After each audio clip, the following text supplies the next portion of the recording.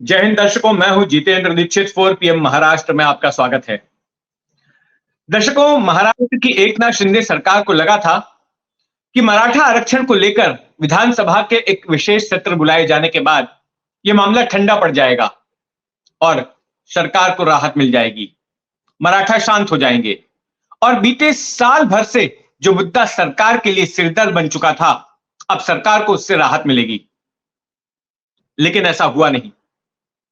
कल के दिन भले ही शिंदे सरकार ने महाराष्ट्र विधानसभा में इस बिल को पारित कर दिया कि मराठाओं को सरकारी नौकरियों और शिक्षा में 10% का आरक्षण दिया जाएगा और इसके लिए एक कमेटी की रिपोर्ट का हवाला दिया गया इस बिल को तैयार करने के लिए, जिसमें यह साबित करने की कोशिश की गई कि मराठा समुदाय सोशली एंड एजुकेशनली, सामाजिक तौर पर और शैक्षणिक तौर पर पिछड़ा हुआ है और उसको आरक्षण की जरूरत है। तो इस आधार पर यह बिल तैयार किया गया, इस बिल को विधानसभा में पारित कर दिया गया। सरकार ने घोषणा की कि अब सभी मराठाओं को आरक्षण मिलेगा। लेकिन सरकार इस विशेष सत्र के जरिए और इस बिल को पारित करने के जरिए जो कुछ हासिल करना चाहती थी, वैसा हुआ नहीं। मनोज जरंगे पाटिल, जो कि मराठा आंदोलन का एक बड़ा चेहरा बनकर उभरे हैं, उन्होंने इस बिल को मानने से इंकार कर दिया है। उनका कहना है कि वे संतुष्ट नहीं हैं। मनोज जरंगे पाटिल की मांग है कि मराठाओं को ओबीसी के तहत आरक्षण मिलना चाहिए, ओबीसी कोटे में आरक्षण मिलना चाहिए। उनका कहना है कि सरकार ने जो गजट नोटिफिकेशन जारी किया था, उन्हीं की मांग पर कि सगे संबंधियों को जिन जिन मराठाओं की के दस्तावेज मिले हैं, निजामकालीन दस्तावेज हैं जिसमें कि पता चलता है कि वो लोग कुणबी मराठा हैं, तो ऐसे लोगों के जो दस्तावेज के आधार पर उनके सगे संबंधियों को भी आरक्षण का फायदा मिलना चाहिए, ये मांग की गई थी और उनकी इस मांग पर सरकार ने स्वीकृति दे दी थी, एक नोटिफिकेशन भी जारी किया था। लेकिन मनोज जरंगे पाटिल का कहना था कि इसको एक कानून में तब्दील करना चाहिए। सरकार ने वादा भी किया था, लेकिन अब सरकार ने दूसरा तरीका निकाला है और कहा है कि हम अलग से आरक्षण दे रहे हैं, ओबीसी कोटे से नहीं, अलग से आरक्षण दे रहे हैं 10% का।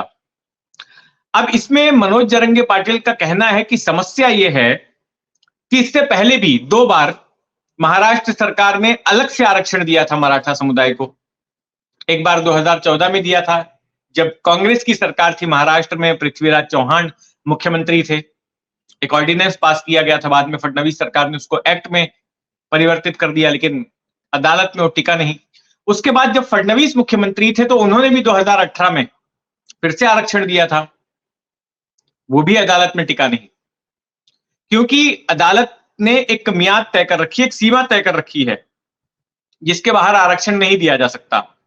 50% की सीमा तय की हुई है कि तमाम तरह के आरक्षण 50% के अंदर ही होने चाहिए। और ऐसे में जो मराठाओं को आरक्षण दिया गया था वो 50% को लांघ रहा था और इस बार भी यही हो रहा है। तो मनोज जरंगे पाटिल का यह कहना है कि आपने ये जो 10% आरक्षण का बिल पास किया है, तो पास तो कर दिया है, लेकिन वो अदालत के सामने टिकेगा ऐसा लगता नहीं है, तो मामला जस का तस रहेगा। तो इससे अच्छा यह है कि जैसा आपने पहले घोषणा की कि तमाम मराठाओं को जिनके की कुणबी के सर्टिफिकेट्स हासिल हो चुके हैं, उनको ओबीसी कोटे में आरक्षण दिया जाए और उनके नाते रिश्तेदारों को भी आरक्षण दे दिया जाए।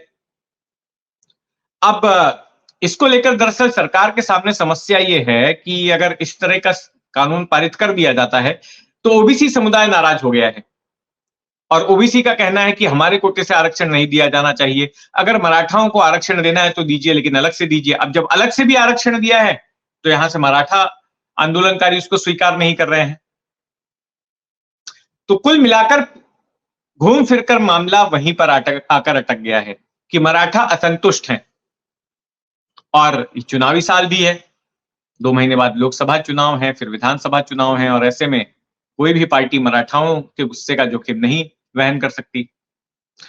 अब मनोज जरंगे पाटिल ने फिर से एक बड़े आंदोलन की घोषणा की है और उनका कहना है कि जब तक सरकार इस बात का कानून नहीं बना देती कि जिन जिन लोगों के कुणबी मराठाओं के दस्तावेज हासिल हुए हैं उनके नाते रिश्तेदारों को भी ओबीसी में, ओबीसी कोटे के तहत आरक्षण मिलेगा, तब तक उनका यह आंदोलन जारी रहेगा। और यह आंदोलन की शुरुआत होगी 24 फरवरी से।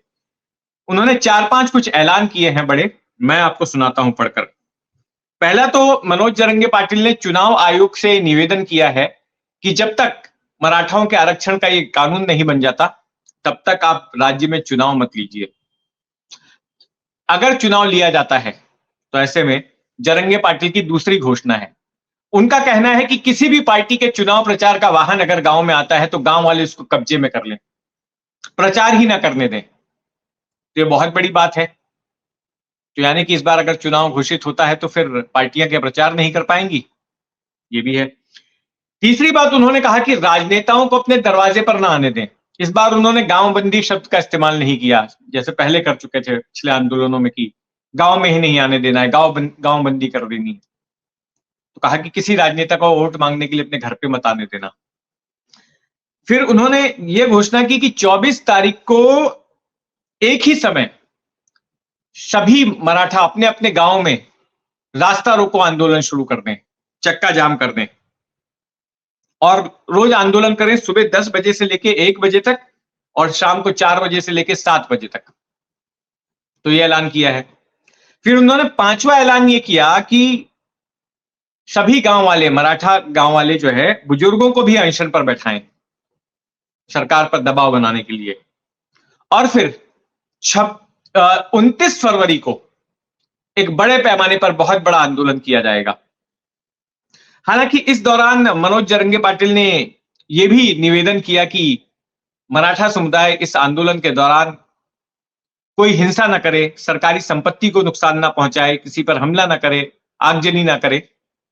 तो साथ में उन्होंने यह ऐलान भी किया है, क्योंकि इससे पहले 3 बार मनोज जरंगे पाटिल अनशन कर चुके हैं और उस दौरान हमने देखा कि राज्य के अलग अलग इलाकों में हिंसा भी हुई, पुलिस के साथ मराठा आंदोलनकारियों की झड़पें हुई, राजनेताओं के घर पर हमले हुए, आगजनी हुई।